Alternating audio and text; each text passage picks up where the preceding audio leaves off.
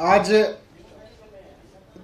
जो देश में Bharatiya Janata party operation lotus का गंदा खेल खेल रही है, उसका एक बहुत महत्वपूर्ण मामला सामने आया है। भारतीय जनता पार्टी का षड्यंत्र जो ऑपरेशन लोटस के जरिए चलता है और वो एमएलएज खरीद के जनता की चुनी हुई सरकारों को खरीदते हैं और जनता की राय के खिलाफ जाके एमएलएज को खरीद के जनतंत्र को बर्बाद करते हैं, उसका मामला सामने आया है। इसका तथ्य तेलंगाना से भी जुड़े हुए हैं और इसके तथ्य दिल्ली से भी जुड़े हुए हैं। 27 अक्टूबर को आप सब जानते हैं, मीडिया में रिपोर्ट हुआ, आप लोगों ने भी रिपोर्ट, आप में से कुछ लोगों ने रिपोर्ट किया, सबने तो नहीं किया।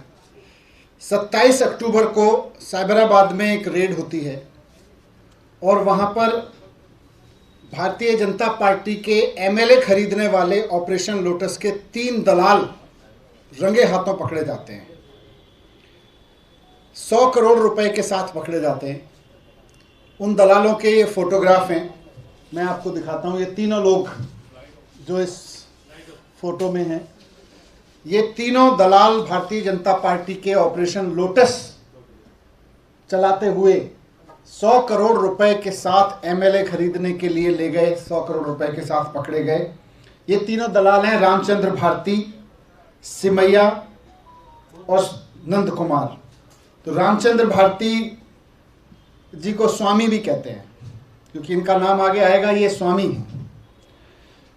और ये 4 टीआरएस के एमएलएज को 100 करोड़ रुपए देकर खरीदने की कोशिश कर रहे थे, उसका षड्यंत्र कर रहे थे। रंगे हाथों पकड़े गए तेलंगाना के एक फार्म हाउस में। अब ये कौन लोग हैं, जरा इनको देख लीजिए कि इनके संपर्क किस किस तरह के लोगों से हैं। ये देखिए,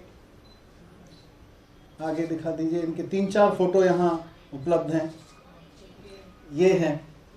तो ये भारतीय जनता पार्टी के अंदर इनकी कितनी पहुंच है, किस तरह के नेताओं के साथ हैं, ये भी साफ दिख रहा है। तो ये तो 27 अक्टूबर को सामने आया और ये लोग पकड़े गए। फिर 28 अक्टूबर को इनके पूरे ऑडियो सामने आए कि किस तरह से ये लोग, और इनमें विशेषकर रामचंद्र भारती यानी स्वामी जी, टीआरएस के एमएलएज के साथ बात करके उनको पोच करने की और एमएलएज लाने की पूरी साजिश रच रहे थे। किस तरह से ये ऑफर कर रहे थे कि आप और एमएलएज लेके आओ, पैसा भी देंगे, पोस्ट भी देंगे, गाड़ी घोड़ा गाड़ी सिक्योरिटी भी देंगे। सारी बातचीत है, 14 मिनट की बातचीत सामने आई थी 28 तारीख को इनकी।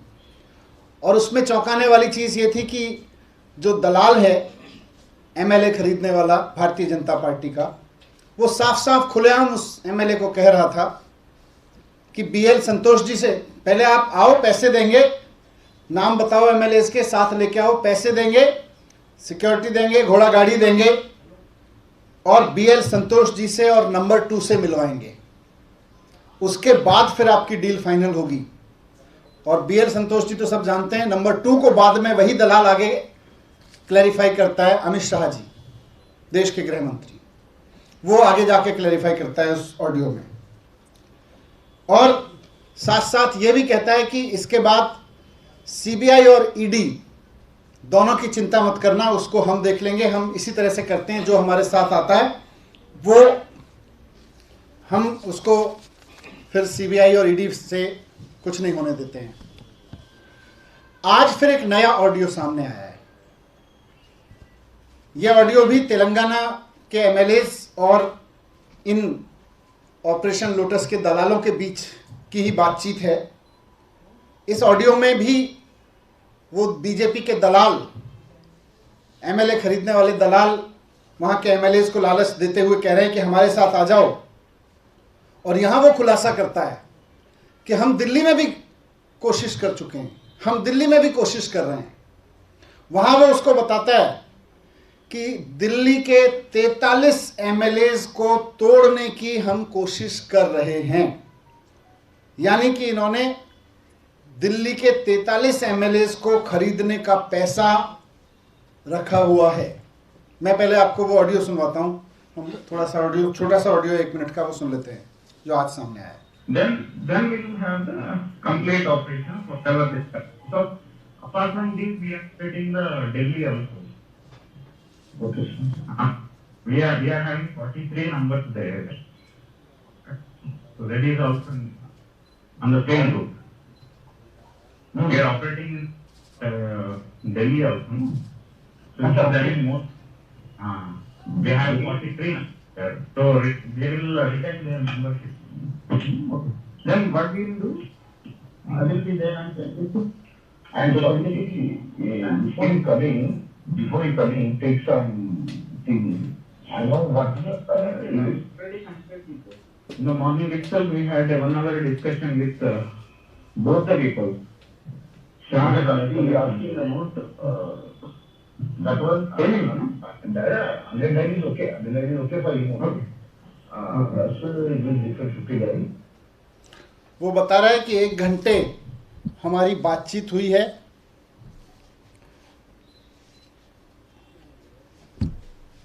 एक घंटे हमारी बातचीत हुई है दोनों लोगों के साथ।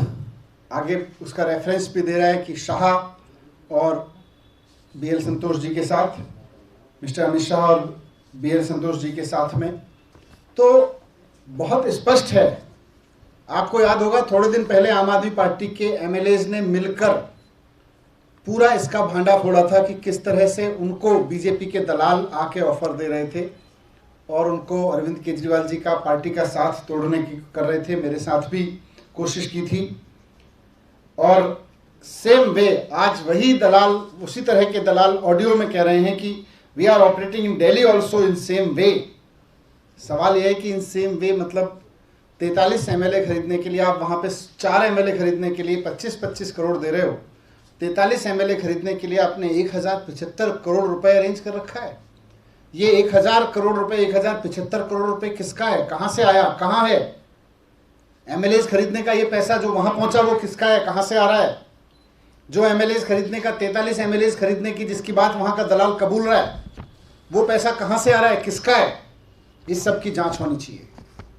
इस बात की भी जांच होनी चाहिए कि जो ये नाम ले रहा है संतोष जी, शाह जी, क्या ये भारतीय जनता पार्टी के नेता BL संतोष हैं?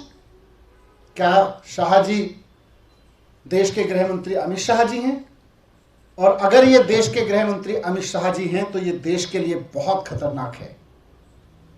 क्योंकि अगर ये देश के गृह मंत्री अमित शाह जी बीजेपी के ऑपरेशन लोटस के तहत षड्यंत्र करके MLAs खरीदने में लगे हुए हैं, देश के गृह मंत्री अगर MLA खरीदने में लगे हुए हैं, तो इसके लिए देश के इससे ज़्यादा खतरनाक देश के लिए बात क्या हो सकती है।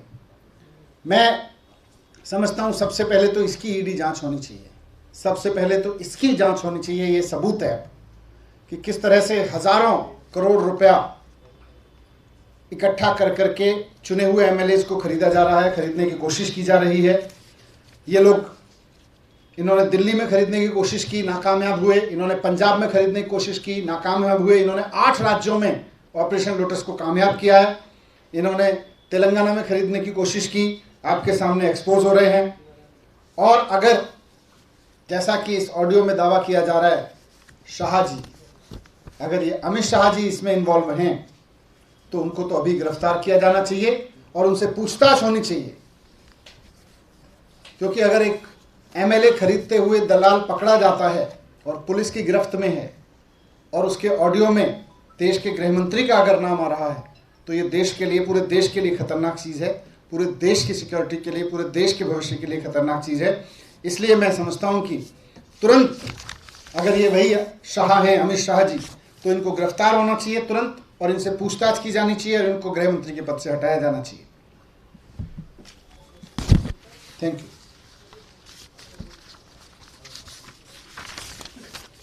ऑडियो आपको दे देंगे, फोटो दे देंगे। लगातार ये जो कोशिश की जा रही है, आपने भी खुद कहा था कि आपको भी ऑफर दिया गया है, क्या उसी कड़ी में इसको जोड़कर देख रहे हैं आप? बिल्कुल, वो तो साफ कह ही रहा है, वो तो मान ही रहा है। और वो अरेस्ट है बंदा, पैसे पकड़े गए हैं उसके पास से।